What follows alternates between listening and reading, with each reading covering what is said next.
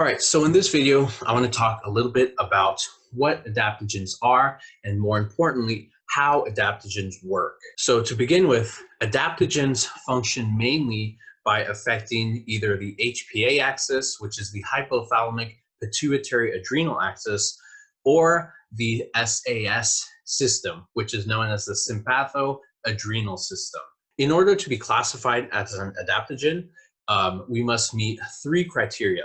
First, the adaptogens must be non-specific and must assist the human body in resisting a wide range of adverse conditions, such as a physical, chemical, or biological form of stress. Two, adaptogens must maintain homeostasis in humans.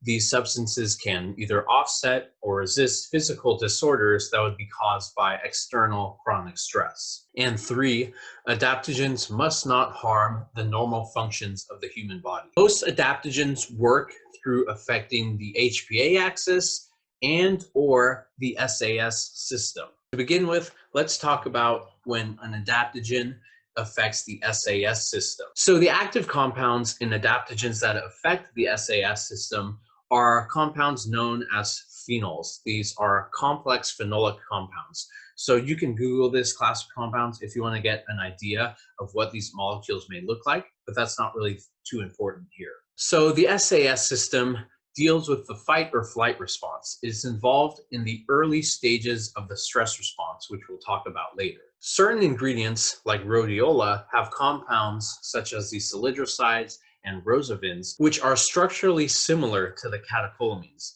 The catecholamines are compounds like epinephrine or adrenaline, which are made by the adrenal glands sent into the blood when physically or emotionally stressed to begin the stress response. So catecholamines have a stimulatory effect.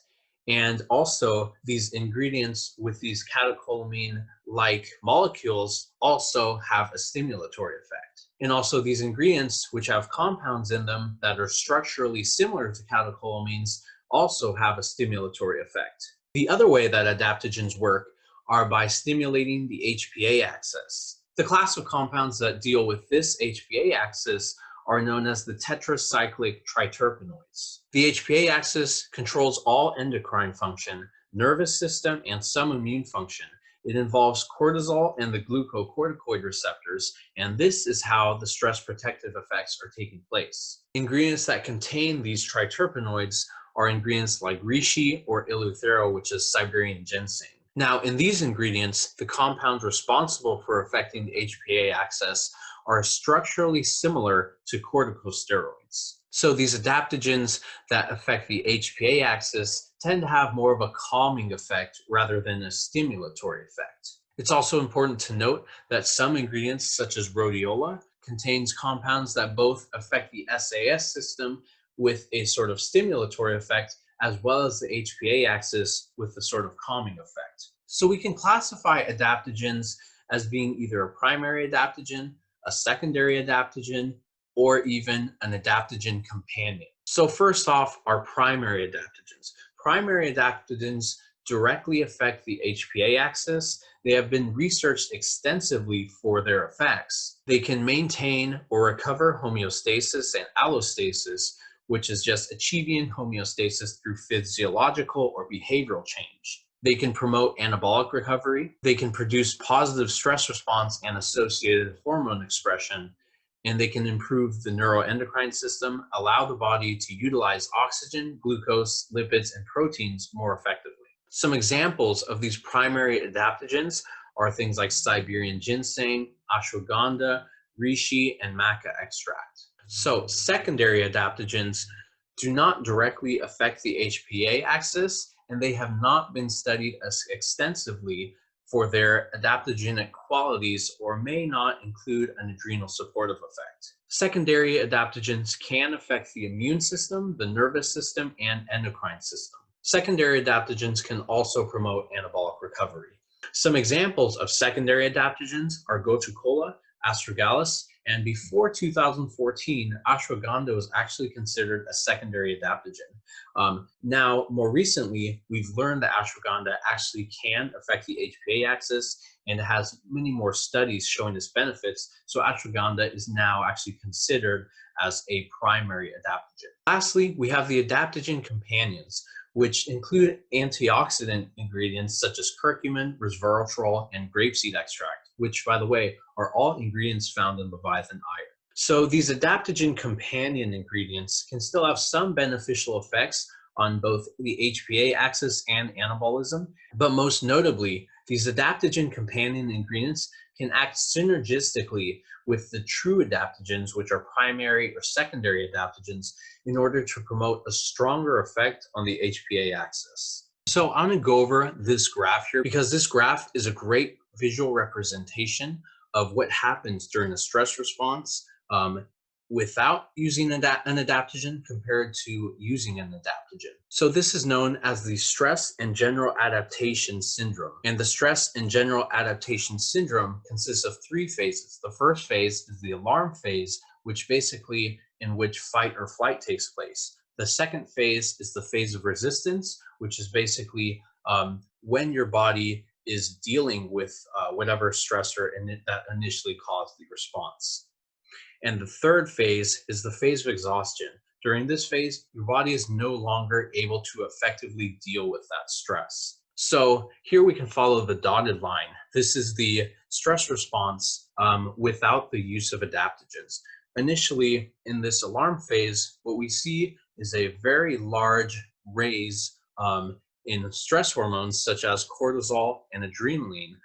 This represents the initial fight or flight response. So during this, your body is thrown very much out of homeostasis, and now your attention is up, your stress is up, your anxiety is up, and now you go into phase two, which is the phase of resistance. So phase two is the resistance phase, and right here it is represented by the flat portion of this dotted line. The resistance phase is where the parasympathetic nervous system attempts to return physiological function to normal while the body still remains alert and is able to try to deal with the stress that causes in the first place. As long as the stress still remains, the body's going to continue to produce more cortisol and things like catecholamines like adrenaline to help deal with this stress. As cortisol starts to ramp up, physically, we experience things like irritability, bad mood, and difficulty in concentrating. So then we come down to phase three, which is the phase of exhaustion, which is represented by this downhill dashed line right here. During this exhaustion phase, the body is no longer able to fight stress, and effects like exhaustion, anxiety, and even depression will start to manifest, while hormones like cortisol and epinephrine can drop to very low levels. This is where you start to feel crashed and basically exhausted to the point that your body is no longer able to fight that stress. So along the dotted line, without the adaptogen, we can see that after the phase of exhaustion takes place, we still have to wait some time before the body returns to homeostasis and become like it was before this initial stress response. So this solid blue line represents the stress response whenever we are using an adaptogen.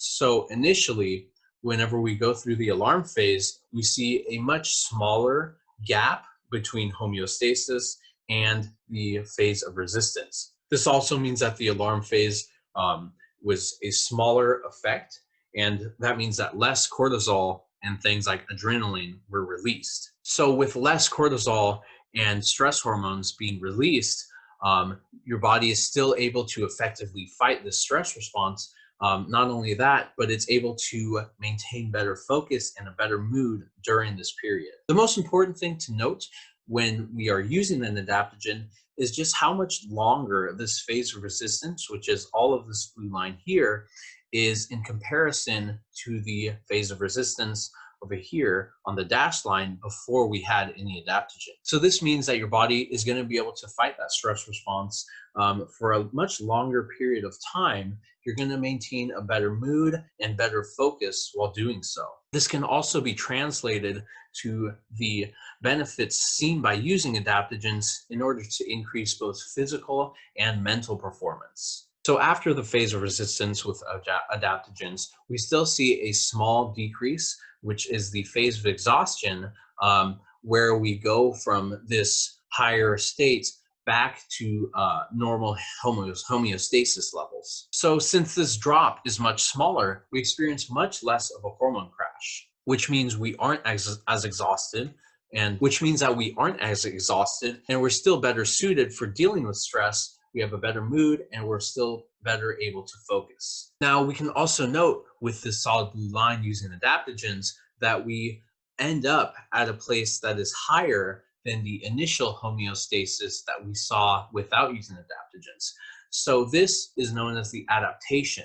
So with this adaptation taking place, we're already better suited to have better concentration and a better mood from the start. This alone gets us more prepared to deal with stress as it comes to us. So without adaptogens, we experience a very large fluctuations from homeostasis. We experience a very large fight or flight response where things like cortisol and adrenaline are very elevated. And we experience a very large phase of exhaustion where things like cortisol basically crash, and we experience high fatigue, we experience poor mood, and inability to concentrate. And we require a period of time before we're able to return to homeostasis in order to deal with the next stressor. With adaptogens, the body is kept closer to homeostasis, so we do not have a large fluctuation in stress hormones or adrenaline. So we're better suited to deal with stress and don't experience a large crash and feel fatigued afterwards. Also, the adaptation that we receive from taking adaptogens allows us to perform better mentally. We are more concentrated and we have a better mood to begin with. So another way that we can think of adaptogens is that we can think of them as being sort of vaccines for stress. These adaptogens send small stress signals to the HPA axis, which then conditions the HPA to better deal with large amounts of stress when that stress does come to us. Primary adaptogens adapt or make less sensitive the organism to stress. Adaptogens can act like vaccines or mimic stress, which induce mild activation of the stress system by activating stress-induced self-defense mechanisms in order to allow the body to better cope with more severe stress. This gives rise to adaptive and stress protective effects, which are mainly associated with the HPA axis, which also contributes to the nervous, cardiovascular, immune, gastrointestinal, and endocrine systems. So this effect on the SAS system, or stimulatory effect, can be seen in something like rhodiola rosea and can be seen with a single dose. So with rhodiola, we can see that it produces a stimulatory effect within 30 minutes of administration, and that effect lasts for 4 to 6 hours. So this may give rhodiola some use as being used as something like a pre-workout, but we also keep in mind that rhodiola, on top of having some stimulatory effects, also has molecules that provide a sort of calming effect, because rhodiola affects both the SAS system as well as the HPA axis. So of these adaptogens that affect the SAS system, rhodiola is the one that has the most potent stimulatory effects, which can be seen within 30 minutes of administration and lasts for about 4 to 6 hours. So let's recap.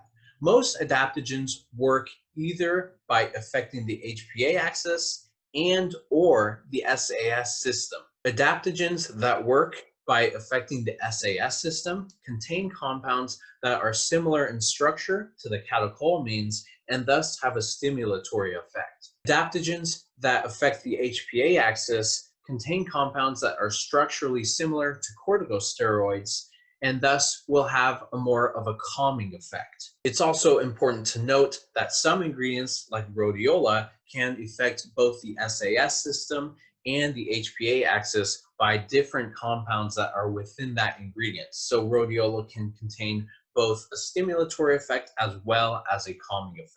So, as far as types of adaptogens go, primary adaptogens are the most effective adaptogens, having been researched extensively and having a direct effect on the HPA axis. Secondary adaptogens either do not affect the HPA axis or they have not been extensively studied enough to show that they do. Adaptogen companions, which are antioxidant ingredients like curcumin and resveratrol, can help enhance primary and secondary adaptogens to have a greater effect on the HPA axis and anabolism.